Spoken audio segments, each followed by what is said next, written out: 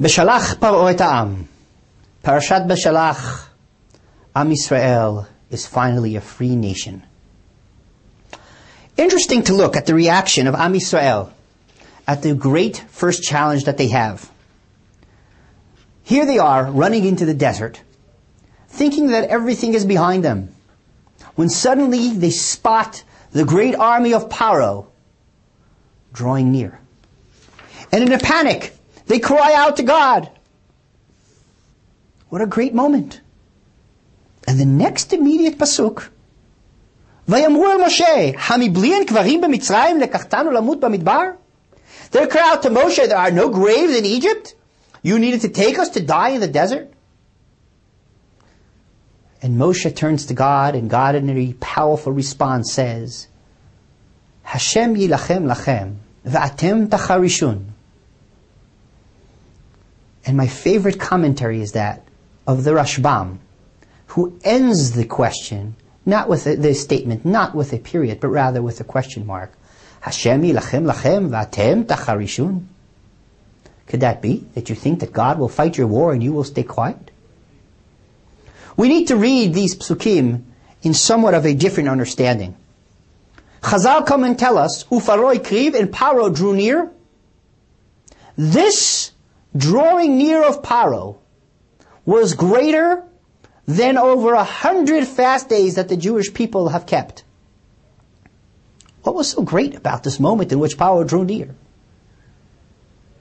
A small nuance is so important to notice here. When Am Yisrael cries out to God in this moment, Vayitzaku b'nei Yisrael Hashem, do you know what actually happens here? Pay careful attention. This is the first time that the Jewish people as a nation call out to God.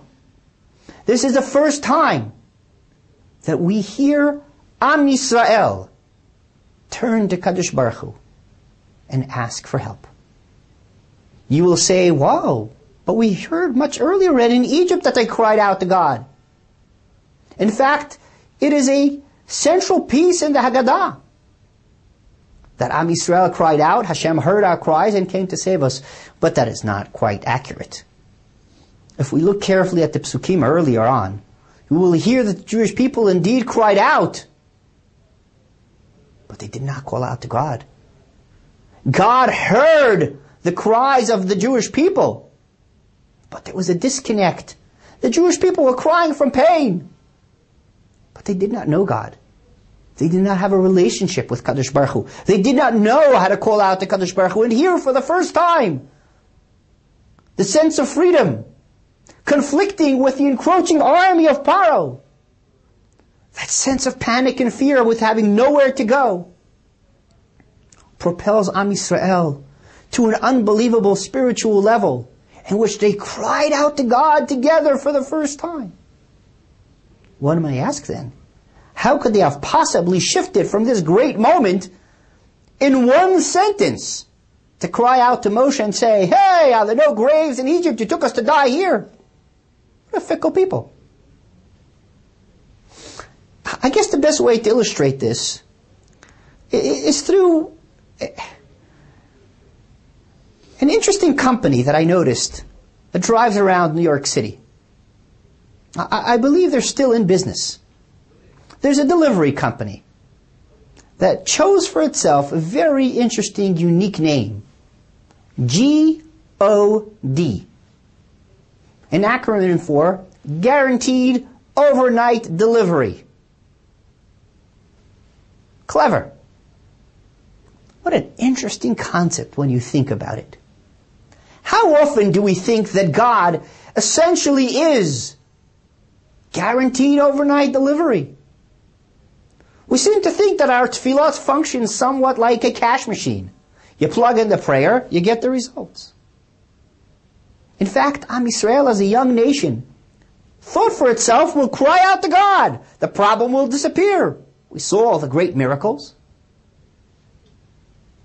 And suddenly they discover that it's not so simple.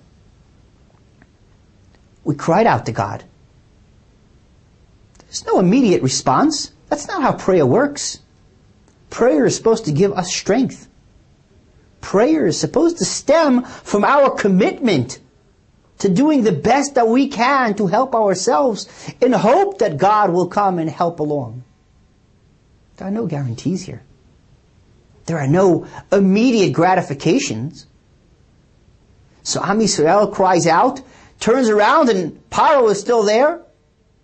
They're bewildered, and they turn to Moshe and they say, well, if God's not answering us, then what hope do we have?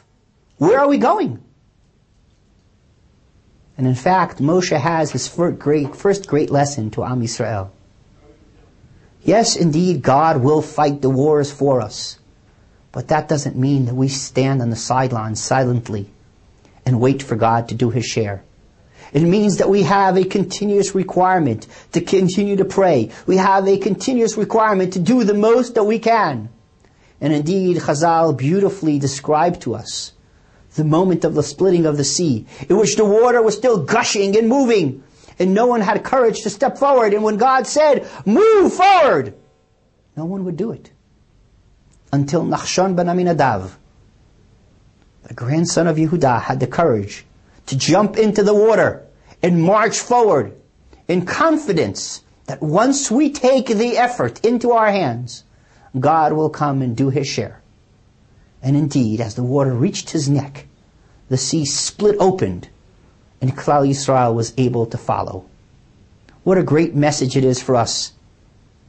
We daven to Hashem every day. We all have needs and wants. We all have desperate longing for the hand of Hashem. We need to understand that there aren't any immediate guarantees. Our job is to pray to Hashem, do our best effort, and hope that Hashem will come and hold our hands. Indeed, Paro's encroaching was a great moment in which Am Yisrael was propelled to such a high level. They cried out as a nation, and they immediately learned a valuable lesson about the nature of communicating with Hashem. Let us hope that we all gain strength to be able to call out to Hashem in every single day, without any expectation of guarantees or immediate overnight deliveries. Let us hope that we have the strength to stand fast, do our best efforts, and hope that God will be there together with us to move us forward into the future. Shabbat Shalom.